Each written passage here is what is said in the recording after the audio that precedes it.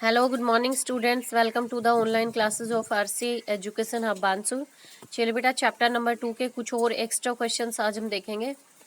देखिए question number 5 है, give an example of gas in liquid solution. मैंने आपको बताया था कोलाइडल के एग्जांपल्स जब आपको दिए थे तो उसमें एक टेबल आपको बताई थी मैंने, और वो आपके एनसीईआरटी की बुक में गिवन है। तो यहाँ पे एक एग्जाम्पल पूछा गया है कि गैस इन लिक्विड। ओके, तो गैस इन लिक्विड की एग्जांपल आपके पास है। पहला है कोल्ड ड्रिंक। आपको पता है जो कोल्ड ड्रिंक्स होती है उसमें लिक्विड के अंदर कार्बन डाइऑक्साइड जो गैस है उसको पास करवाया जाता है।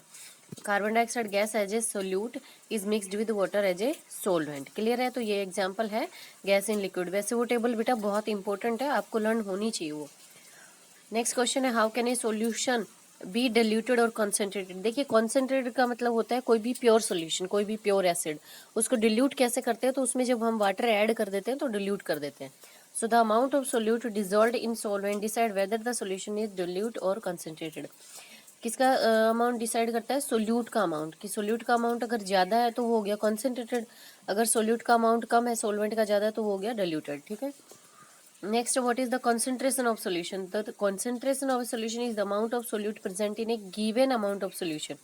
इसका फॉर्मूला आपको बताया था, हमने पढ़ा था कि जो किसी भी सोल्यूशन की कॉन्सेंट्रेशन उसको हम दो तरीके से निकालते हैं, मास बाई मास परसेंटेज और volume by mass percentage. Clear बेटा?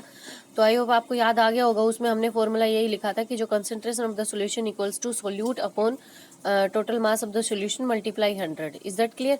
तो वही सेम बात आपको यहाँ पे आंसर में लिखी हुई है कि the amount of solute present in a given amount solution, the amount of solute dissolve in a given mass और volume of a solvent is known as its concentration.